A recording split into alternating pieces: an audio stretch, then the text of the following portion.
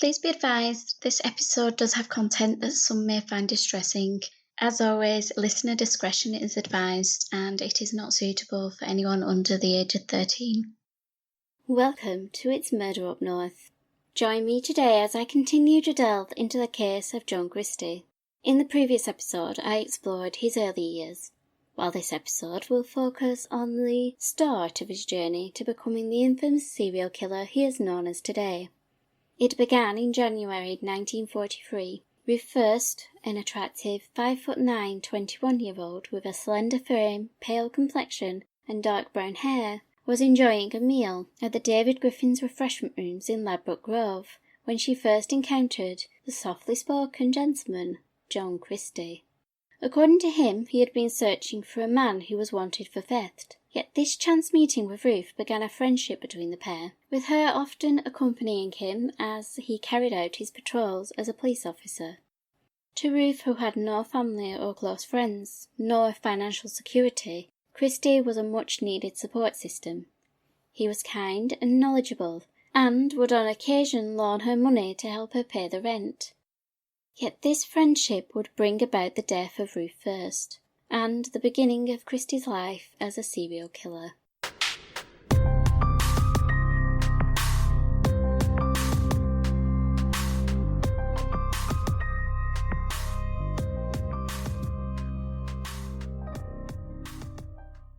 Born on the 2nd of August 1922 in Zurich, Switzerland, Ruth Marguerite Christina Fuerst was the second child of Ludwig, a landscape painter, and Friederike, a Hungarian Jew. The couple were able to provide their family a comfortable life, with their 3 children being well educated and having access to good health care. This was crucial with regards to Ruth, who had a hereditary blood disorder which often caused her to feel faint, and she also had deformities to her knees. Despite her medical conditions limiting her ability to take part in various physical activities such as playing sports at school, Ruth was otherwise a healthy and happy child, with the only medical issues of note being a permanent scar above her eye which had been caused by a pencil when she was 7 years old, and a metal crown fitted to her upper right molar. Given her father's profession as a landscape artist, who was always in search of new vistas to paint, the family would relocate to the Austrian spa town of Bad Voslar, famed for its thermal springs and vineyards, situated 23 miles southwest of Ludwig's hometown of Vienna. Situated amongst the forested beauty of the Vienna woods, which formed part of the northern limestone Alps, the fertile green land was ideal for the cultivation of vineyards, and proved a popular retreat for the wealthy citizens of Vienna who came for the clean air, picturesque surroundings, and natural thermal springs. It was here in this place of peace and beauty that Ruth would experience the last joyful moments of her childhood.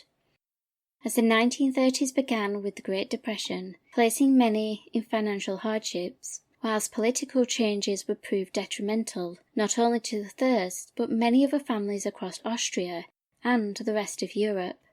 Over the previous century, Austria had experienced great shifts in regards to its political and social climate. Once part of the German Holy Roman Empire until 1806, when it became the Austrian Empire for the next 61 years. Merging with the Hungarian Empire in 1867, it would be the assassination of Archduke Franz Ferdinand, the heir to the throne, on June 28, 1914 that would cause the outbreak of the First World War, with the Empire forming an alliance with Germany. The war would lead to the dissolution of the Austro-Hungarian Empire, causing the formation of individual countries, including Austria. But this in turn caused more issues for the newly formed nation. With finances depleted, mass unemployment and political uncertainty, things would come to a head in March 1933. When voting regarding railway workers' wages led to the resignation of 3 presidents of Parliament, preventing the vote from proceeding. The Chancellor, Engelbert Dollfuss, took this opportunity to suspend the Austrian Parliament, declaring that it had ceased to function, before blocking all attempts to reconvene it. Using threats of military force and risk of arrest, Chancellor Dollfuss created the Fatherland Front, essentially a dictatorship by emergency decree, giving himself absolute power of the country. His intention was to unify the country, overcoming political and social divisions. Yet he did not have the support of the various factions, including the Communists, Social Democrats, and the Austrian Nazis, which led to further unrest. This was the catalyst for the start of the Austrian Civil War, which began on the 12th of February 1934, when a property connected to the Social Democrats' party was searched and an attempt was made to carry out the arrest of Richard Berneschek, a commander of a paramilitary organisation. The arrest ignited violence that spread across the country, but was primarily located in Vienna, where members of the Schutzband participated in a gunfight involving police and the military. Wanting to bring an end to the rebellion, Engelbert Dollfuss sanctioned the shelling of housing estates where the Schutzband had barricaded themselves, despite there being thousands of innocent civilians present. This action did elicit the surrender of the rebels. However, there were still minor skirmishes elsewhere in the country, with the Civil War coming to an end on the 16th of February 1934. Amongst many factors that played a part in the unrest in Austria was the growing calls for unification with Germany, where Adolf Hitler had come to power the previous year. Engelbert Dollfuss was opposed to the unification and objected to the Nazi Party's ideologies, making him a target, with him being assassinated in July of 1934. Over the next 4 years, as German propaganda infiltrated the country, an increasing number of Austrian citizens called for unification with the land that they shared a language and culture. This would be detrimental to many people who lived in Austria, particularly those who did not fall into the Nazis' ideal of their Aryan race. This included those who were disabled, people in same-sex relationships, and people from other cultures, including travellers and Jews. The establishment of the Nuremberg Law, which sought to, quote, protect German blood and honour, would result in restrictions being placed on anyone deemed not to fit this agenda. This included Ruth's family. By 1935, the Nazi regime had developed a manner of identifying individuals into 3 categories, the first being a person of German or kindred blood. The second were classified as Jewish if they practiced Judaism or had parents or grandparents of Jewish descent. The third category dealt with those of mixed Jewish blood, otherwise known as Mischlings. This affected the first family, as Ludwig, a practicing Catholic, had married Frederick, a Hungarian Jew. Therefore, their marriage was considered a mixed marriage, and their children were seen as being mixed race. Ruth would experience the same anti-Semitic intolerance which had started to sweep through Austria. With her freedoms becoming restricted, she was no longer allowed to associate with anyone who wasn't Jewish. She was forced to leave her school, and witnessed those around her being forced to adhere to increasingly prohibitive restrictions. Over the preceding 2 years, the family whose work prospects were now limited were forced to carry out harsh and brutally physical tasks, including cleaning roads with acid, which would leave Ruth's hands permanently scarred. In 1938, the Austrian factions who sought a union with Germany would get their wish, when on the 12th of March 1938 German troops marched into the country, to be greeted by excited crowds. But while some people were elated, others fell into despair, as their way of life changed overnight, with Jewish families losing their businesses, homes, and personal belongings. Many had already sought to flee the country, yet anyone with hope of leaving after the annexation of Austria would find it increasingly difficult to leave. Many families were separated, communities ripped apart. If someone didn't emigrate voluntarily or go into hiding, they would be gathered up into ghettos, and mass deportations were carried out. It is not known how she became separated from her family. Just 16 years old, Ruth was now living alone in Vienna, where she spent 8 months hiding in a basement. Terrified, penniless, and not knowing her family's fate, she would later fear that they had been taken to a concentration camp. Ruth, however, had the opportunity to leave Austria in June 1939, when, with the aid of the Swedish mission, she was given a passport and assisted to making her way to England, where she hoped to be free of the fear and tyranny that had gripped her homeland. Ruth was housed in the North London suburb of Golders Green, which was populated by a thriving Jewish community. Here she was provided lodgings in a quaint, semi-detached cottage owned by Edith Willis, who would act as a 17-year-old's guarantor. Edith, who had high moral standards, disapproved of her young tenant's lifestyle, recalling that Ruth was, quote, very difficult to manage, and she was keen on the company of men. Despite her guarantor's misgivings, Ruth was determined to make the most of the opportunities her life in London offered her, and as such secured work at the Prince of Wales Hotel in Kensington, which was an hour's train ride away from Golders Green. One co-worker described Ruth as a very reserved type of girl who formed no close friendships, and who studied nursing and medical books during her off-duty periods. Hoping to pursue a career in nursing, Ruth would head to Kent to work as a student nurse at St. Gabriel's Home. While here, she was said to be very intelligent and alert, but her time here was cut short by the increasing threat of invasion and fears of German sympathisers residing in England. At the beginning of the Second World War, there were an estimated 80,000 people who would be considered so-called enemy aliens, individuals who may have been working with the Germans from within Britain's borders. This fueled a growing fear which resulted in many being targeted both physically and verbally. The government also had to consider the potential risks some of these individuals could cause to the safety of the country and the war effort, which led to the decision to create internment camps, where individuals from refugees who had fled Nazi Germany to people who had resided in the country for many years would be placed until their risk could be assessed. This included men, women and children. The Isle of Man, which sits in the middle of the Irish Sea, was chosen due to its remote location, with the sea acting as a natural barrier to prevent escape. That for those who had been rounded up and shipped here, it played into their deepest fears, with one former internee, Hilda Wolfgang, telling the BBC, quote, I was interned. Just like that, 2 police officers came and fetched me. People stood lining the streets, throwing stones at me, spitting at you and shouting spies. That was horrible. Everyone thought it would be a concentration camp like it is in Germany. Several of them wanted to jump in the water because they didn't know what was in front of them. When we arrived on the Isle of Man, we had pictures taken with our number on. We already had this feeling that we were criminals. Arriving at the various camps, the barbed wire fences only served to add to this perception. However, many would find the positives during the time in the camp.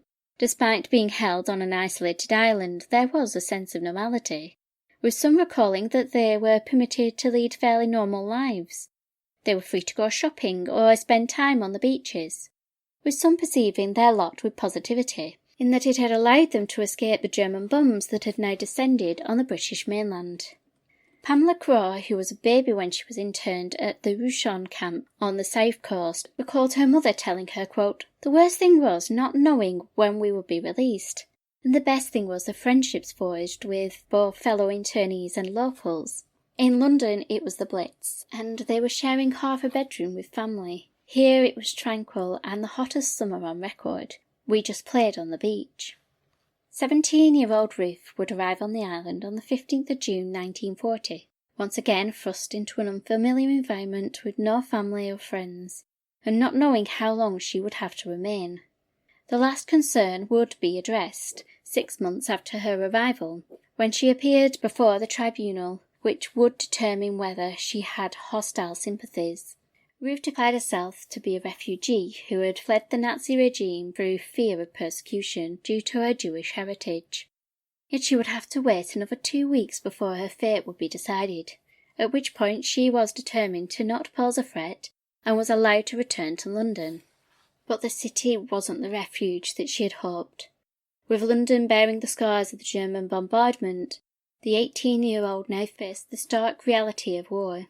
The risks of bombs, the ruined streets, the darkness of the blackout, made for a cold, unfriendly place for someone who was already very alone. She wasn't given a chance to adjust to this new reality.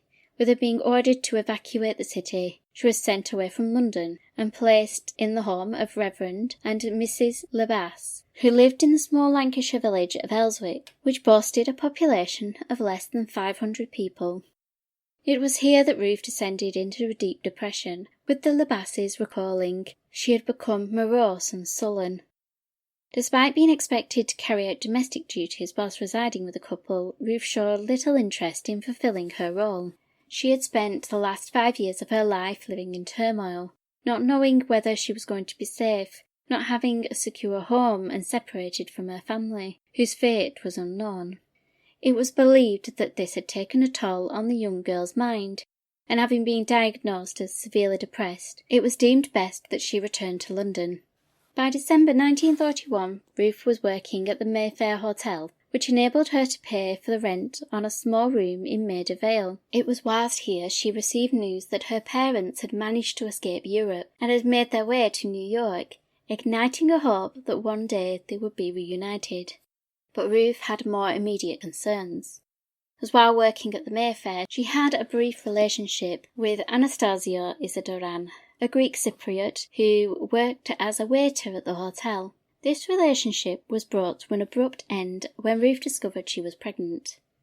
Once again, she was alone and now dealing with the shame of being a single mother.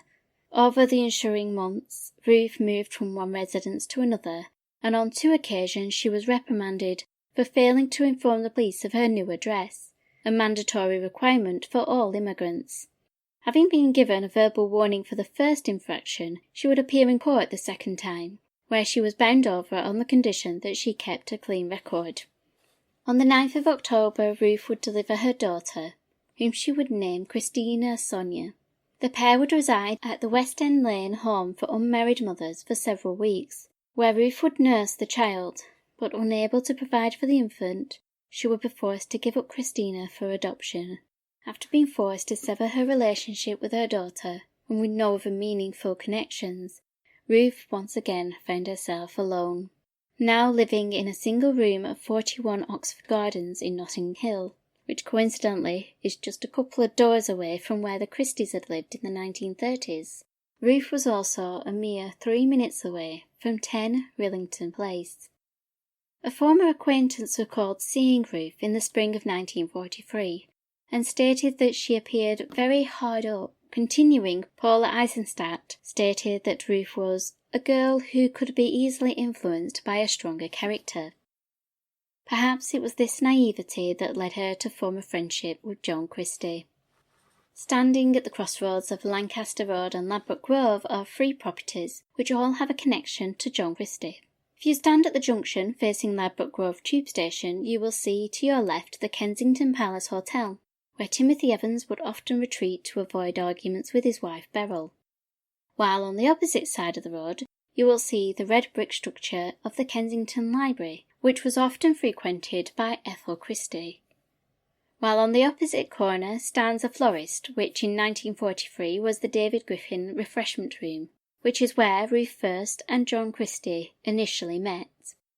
Much of what is known about Ruth's relationship with Christie comes from his accounts, and as previously stated, he is not a reliable source. It was he that spoke about their first meeting, claiming, quote, "I was off duty at the time, and I used to go into the snack bar to see if I could find a man who was wanted for theft," although in other sources he claimed he was on duty at the time. Another aspect of their relationship that is uncertain was whether they partook in sexual activities, with there being suggestions that Ruth had been supplementing her income by working as a part-time sex worker. Christie, however, denied this, pointing out that she was known to spend time around American servicemen and had acquaintances that were sex workers, but insisted that Ruth did not sell her body for sex. Christie claimed that the 21-year-old was fascinated by his uniform and kept him company as he carried out his patrols of the neighbourhood, during which they enjoyed long and engaging conversations. When Ruth wasn't spending time with Christie, he reckoned she was working, quote, in some factory making sewing machines or something. In actuality, she was employed as a night shift capstan operator at the John Balding and Son factory, which had been assisting the war effort by producing munitions. While working as a factory, Ruth was remembered for being an attractive young girl, who told her co-workers that she was a widow, whose German husband had died in the war. Yet she was also known for being an unreliable employee, who regularly either failed to turn up or was late for her shifts. Ruth also seemed to suffer from fatigue and sickness, leading some to speculate that she had quit the job after just 3 months because she was pregnant. However, it is just as likely that her blood disorder was the actual cause of her sickness, and it was this that prompted her to resign on the 29th of June 1943.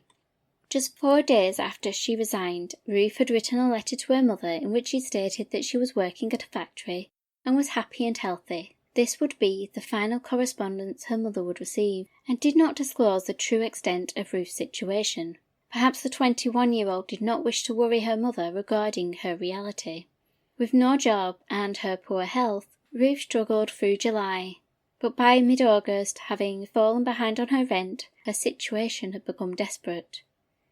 Yet respite came in the form of John Christie, who claimed he offered to loan Ruth the money to cover her rent, and the pair arranged to meet at 10 Millington Place, where Christie would have the money ready for her. Just after midday on Saturday the 21st of August 1943, Ruth donned a faux leopard print coat and headed out of her flat at 41 Oxford Gardens, where she was witnessed by her landlady Julie Walker, who recalled seeing her tenant heading in the direction of Ladbroke Grove tube station. It was a brief 8-minute walk from her flat to the now demolished 10 Millington Place. Anyone who saw her that day as she passed by in her distinctive coat would never have guessed that they were witnessing the 21-year-old unknowingly walking to her death. According to Christie, Ruth had visited his home on 2 previous occasions, always scheduled for when his wife Ethel was away visiting her family in Sheffield.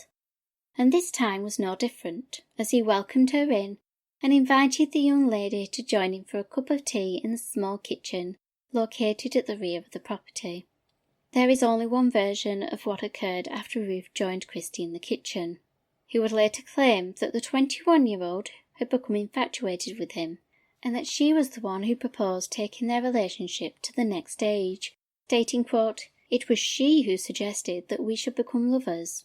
I was rather backwards and shy." Despite being more than twice her age and being a married man, he allegedly took Ruth up on her offer. But prior to them making their way to the bedroom, they were interrupted by a knock on the door. Upon answering, Christie was handed a telegram informing him that his wife and her brother were planning to return home. Christie claimed that this put him on edge, but he decided to carry on with his tryst with Ruth. Leading her to the bedroom, the pair undressed before they made their way to the bed. In his later confession, Christie claimed, quote, "I was having intercourse with her. I strangled her with a piece of rope. There was a struggle, but she died quickly. She looked more beautiful in death than life. I remember as I gazed down at the still form of my first victim experiencing a strange, peaceful thrill. It was thrilling because I had embarked on the career I had chosen for myself, the career of murder."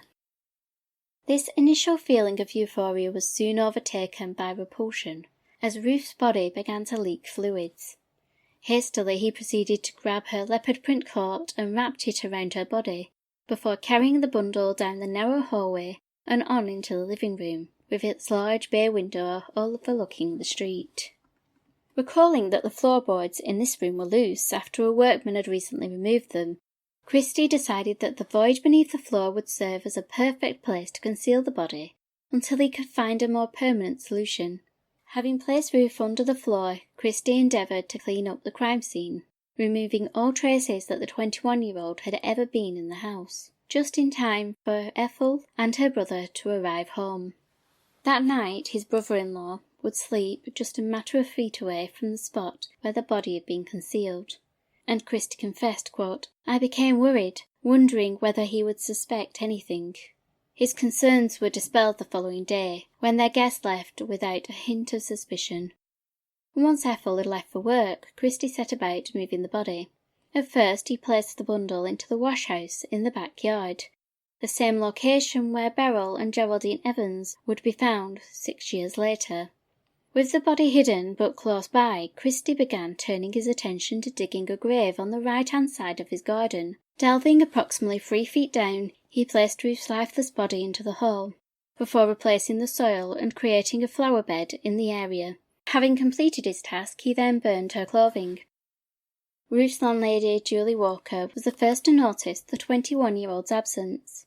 having witnessed the young woman leave her flat on the 21st of August, but failed to return. Given that Ruth was in event arrears, Julie reported her absence to the police, perhaps believing that the young woman had fled owing money. This initial report was not handled with any urgency, nor was the report made on the 1st of September 1943 by the Friends Committee for Refugees and Aliens. The police had limited resources, and were receiving missing persons reports daily. It was hard to follow up on every one.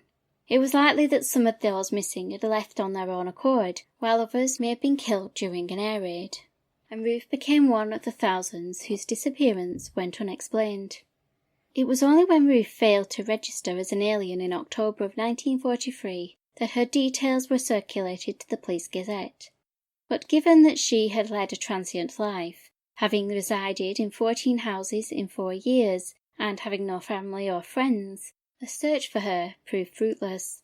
Her remains would however be disturbed once more by Christie, who accidentally unearthed Ruth's skull. He confessed that he sunk a dustbin into the ground, into which he placed the skull and would later use the bin to burn rubbish. He also alleged that whilst digging the hole for the bin, he casually spoke to a couple of neighbours who had no reason to suspect him of any wrongdoing. It is not known whether the murder was premeditated, or whether he had taken his fetish for controlling women too far, and not intended to bring about Ruth's death. However, Christie claimed that the murder led to him wanting more, quote, "Some unknown force was urging me to do it, was compelling me to go on."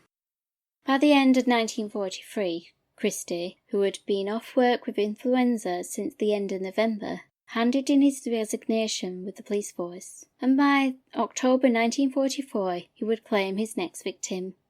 Within days of resigning from the police force, he would secure work at the Ultra Electric factory, which manufactured radios. Here he was employed as a dispatch clerk and interdepartmental driver, and it was in the canteen of the factory that he would meet Muriel Eddy. Like with Ruth, he would develop a friendship with her, gain her trust, and appear as a kind, unassuming gentleman. Muriel's life began to the east of the city of London, in Canning Town, which at the time was one of the most impoverished parts of the capital. This area was found to be the perfect site for the growth of various industries, with it being far enough away from the city centre to avoid falling foul to the rules against dangerous industries, while also sitting close enough to the River Thames, allowing for large dockyards and factories to be constructed. This in turn led to an influx of workers all requiring accommodation, although what they were offered was far from ideal. Many of the tenants who dwelt there were poor, unskilled workers who found jobs at the dockyards of factories, working in hazardous conditions for very little pay, with no job security. Families lived in slum-like conditions, with no heating, running water, and barely earning enough to buy food and clothing. The streets themselves were little more than dirt tracks, congested with mud, and the air was stale with the smoke from the factory chimneys, belching out foul odours as many of the local industries dealt in the use and manufacturing of hazardous materials. This left a grey haze to hang over the area. On the 14th of October 1912, the smoke was joined by dark rain clouds and a strong wind that ripped through the streets, causing those caught in its wake to pull their coats tightly about their bodies as they scurried to find shelter. As the wind howled and the rain hammered on the tiled roof of number 20 Barron Road, inside the terraced house, Fanny Eddy held her newborn daughter Muriel. She would be Fanny and William's only daughter, with the couple already having 3 sons. As such, Muriel was doted on by her mother and protected by her older brothers. The family would lose one of their sons, Leslie, when he was still very young, a tragic loss that was unfortunately shared by many who dwelt in the impoverished areas where disease was rife and health care was scarce. The polluted air also caused many to experience breathing problems, and this included Muriel, who would develop asthma and suffer from long-term complications as she grew up. Muriel's father, William, worked as a merchant seaman. Disappearing to board a ship at the nearby docks, he could be gone for weeks or months at a time, leaving Fanny to raise their young family alone. Being the wife of a sailor, she would always fear losing her husband at sea. But this would be amplified with the outbreak of the First World War in 1914, when Muriel was just 2 years old. Ships can sink for a variety of reasons. Only 2 years earlier, the ocean liner Titanic had sunk after striking an iceberg in the Atlantic Ocean, and many vessels were floundered due to storms. But the war had brought a new terror. As merchant ships and fishing boats carried precious cargo, they became the targets of enemy attacks. Every time William went to sea, Fanny lived in the dread that he may become one of the 15,000 merchant seamen who would lose their lives during the conflict. Effectively a single mother with 3 young children, losing her husband would have deepened the family's impoverished state. But it wasn't only William's safety that Fanny would have to fret over, as the effects of the war drew closer to home. On the 7th of May 1915, the ship, the Lusitania, was struck by a German torpedo, causing the deaths of 1,196 lives, the majority of whom were civilians. Since the beginning of the conflict, the Germans had an indiscriminate policy regarding the targeting of vessels. Yet the attack on what effectively was a civilian passenger ship was widely condemned. The aftermath of this incident would strike close to home, with already existing anti-German sentiments reaching a fever pitch, resulting in widespread rioting and violence perpetrated against German citizens living in the country, or people who simply had a German-sounding name, with this spreading to those who had been friendly towards them. The violence would come to Canning Town on the 13th of May. Shops that Fanny may have frequented or people she knew would fall prey to the fear-driven mobs. The family's proximity to the docks would also prove to be hazardous, not only from the noxious fumes that issued from them, but also for what they were manufacturing, with 5-year-old Muriel bearing witness to one of the deadliest explosions to occur on the British mainland, less than 2 miles from the youngster's home. To assist in the war effort, the abandoned Brunemont factory, which stood in an area populated by over 3,000 people, was reinstated, in order to manufacture TNT. However, on the 19th of January 1917, at roughly 10 to 6 in the afternoon, attempts to extinguish a fire failed, igniting 53 tons of TNT, causing a catastrophic explosion, with the blast emitting a red glow which could be seen for miles around, the shockwaves striking areas as far afield as King's Lynn in Norfolk, and the damage or destruction of approximately 70,000 properties, injuring hundreds of people and killing 73. And just 6 months after this disaster had devastated the local area, the sound of German aircraft would bring new terror to the skies of London, with them launching bombing raids on the capital. These raids were primarily designed to take out major pieces of infrastructure, which meant the docks that lined the River Thames became a prime target. Unlike during the Second World War, there was very little warning to allow civilians to get to safety, and the bombs didn't always find their targets. Once again, Muriel would be within a couple of miles of another tragic incident. On the 13th of June 1917, as bombers targeted the area that now forms Canary Wharf, a bomb would be dropped that ended up falling 1,000 feet away from its intended target, with it instead falling on the Upper North Street Primary School. The projectile ripped through the roof of the school, plummeting through the 3-story building, tearing through the upper floor where the girls' classrooms were located, then onto the second where male pupils were being taught, before exploding as it hit the ground floor where the youngest children were situated. The blast left 37 injured and 18 children were killed, the majority being between the ages of 4 and 6. One of the victims was the son of the school caretaker, who carried the child's body from the wreckage. The impact of the attack affected not only the school, with one child recalling the head teacher weeping the following day as he read out the names in the register and received no answer, but the country as a whole. The funeral procession was one of the largest to take place in London, and a message from King George and Queen Mary was read out during the funeral service, after which all but 3 of the children were buried in a mass grave. The horrors of these incidents being so close to home must have been terrifying for a 5-year-old like Muriel, and Fanny would have done anything she could to comfort her daughter, being the child's primary source of affection and security. Yet just a year later, the young girl's life would be devastated when her mother passed away. With her father at sea and no one to care for Muriel and her siblings, they were sent to a Poplar Children's Home. Built to accommodate children from just a few months old to the age of 15, the Poplars was set up like a small village, with group homes, separated by gender, run by house parents, located about a green with buildings around these housing, a swimming pool, gymnasium and an infirmary, while other structures such as a farm and workshops were set up to teach the attendees skills to enable them to seek employment. Lauded by a government inspector in 1914 as being, quote, among the best in Britain, with the children well cared for by an efficient staff of specially selected teachers, its facilities were at the time deemed to be more akin to those found at such places as Eton rather than those of an orphanage. And it was here that Muriel would spend the next 6 years of her life, receiving a good education, having access to food and clothing, while also being taught domestic duties, with pupils often expected to scrub the floors, wash the laundry and cook. She would be provided with the basic skills she would need for life. However, it failed to provide her with the one thing she desired most, familial relationships.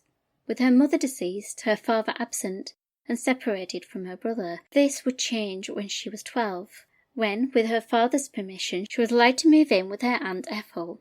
Ethel was a strict and fastidious woman, who did not give her niece the maternal affection the youngster may have hoped for. Instead, Muriel was expected to assist in the running of the lodging house, carrying out domestic duties and only being allowed to leave the home to run errands.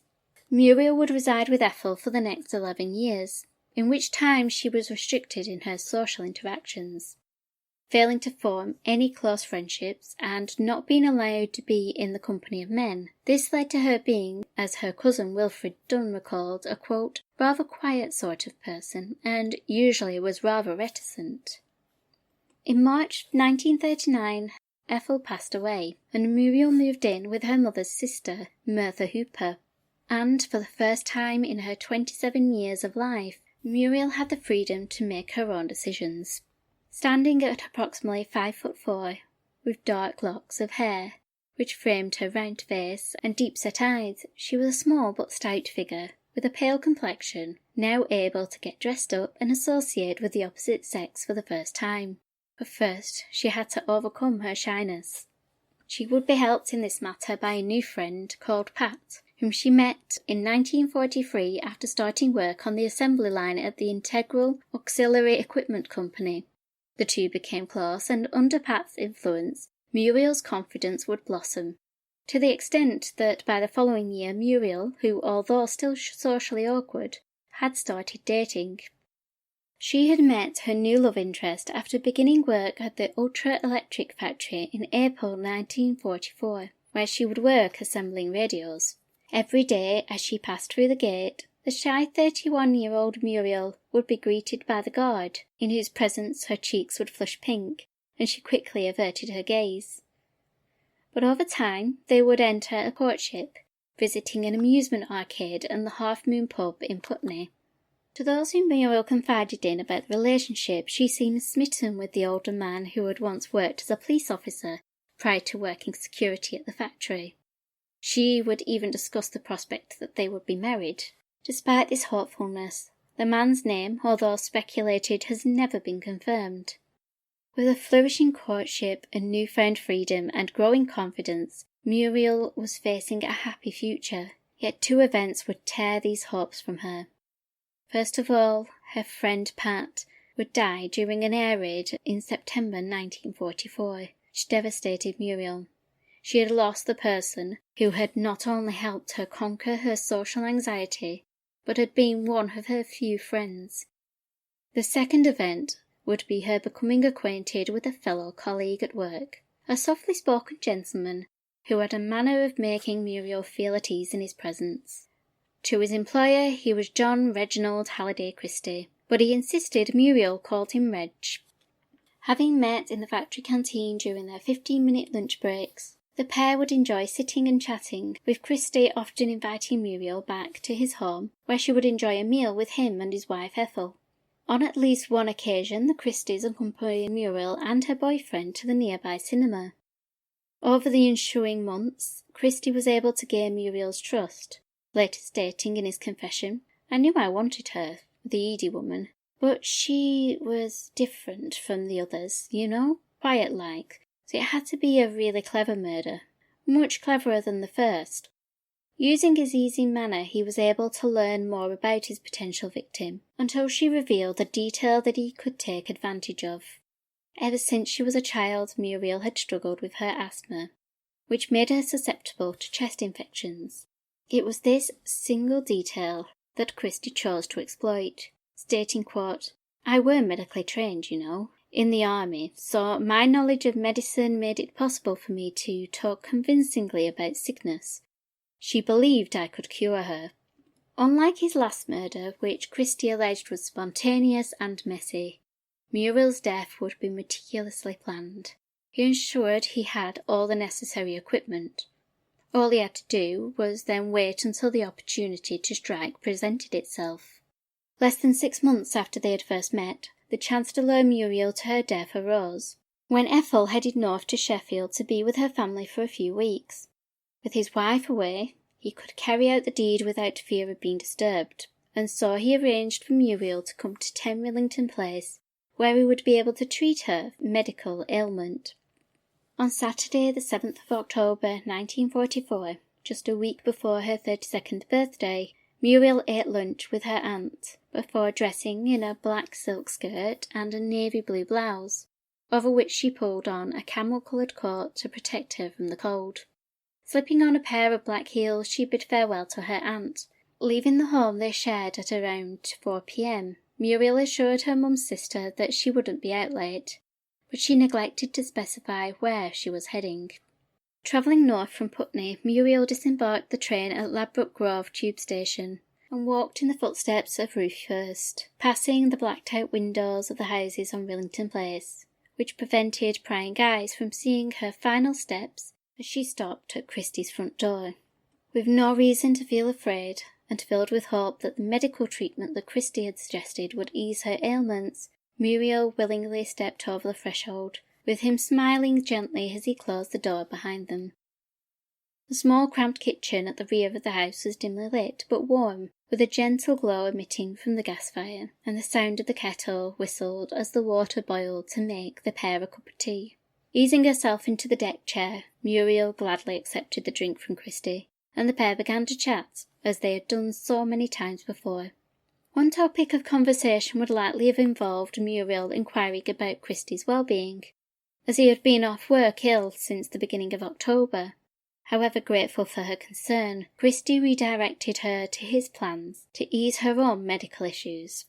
Muriel took the last sips from her cup before Christie began the procedure, exchanging her teacup for a glass jar, which contained a white liquid. It was sealed by a metal lid into which 2 tubes had been inserted. Christie placed a shawl over Muriel's head and instructed her to start inhaling the sweet aroma that emitted from the jar, the scent of Fry's balsam, unaware that while she inhaled through one tube, the second tube was connected to the home's gas supply and was filling the container with carbon monoxide.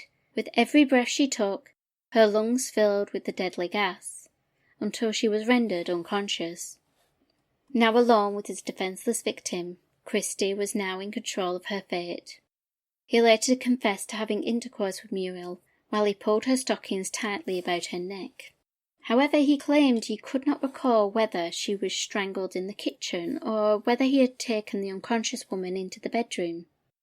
Referring to Muriel's death, Christie stated, quote, "Once again I experienced that quiet, peaceful thrill. I had no regrets." Having meticulously planned the murder, Christie knew he had time to dispose of the body.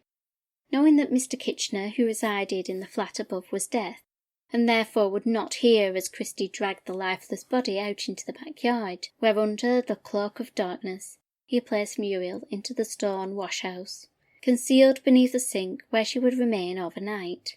The following day Christie was off work sick, and knew Ethel was not going to be home for another couple of weeks, so he was able to dig a hole in the garden beside the resting place of Ruth Fuerst, and once darkness had begun to descend, he dropped Muriel's body into the ground, before replacing the soil. Here is where her body would remain although at some point her femur was somehow unearthed and Christie simply used it to prop up a section of fence. Muriel had not told her Aunt Martha where she was going that Saturday afternoon, nor was anyone else aware of her plans. Having not returned home, and with her employer noting her absence by requesting Muriel produce a medical certificate, concerns grew, and Muriel's cousin would file a missing persons report on the 4th of November 1944. Having left home without any of her personal belongings, and indicating that she would not be gone long, Muriel, just like Ruth, became just one of thousands of missing people in the capital, and it was believed that she was likely one of the many unidentified victims of a bombing raid. In 1949, a family photograph would be taken in the backyard of Rillington Place, consisting of Timothy and Beryl, who stood at either side of Timothy's sister who cradled her beautiful niece Geraldine. This unassuming image would take on a darker tone when the bodies of Beryl and her 13-month-old daughter Geraldine were found deceased in the wash-house, which stood just out of the shot, while the ground upon which this wholesome tableau was taken concealed Christie's first two victims, and behind the lens it was Christie that wielded the camera. I've covered the case of the Evans family in episode 7 of the Pierrepoint series.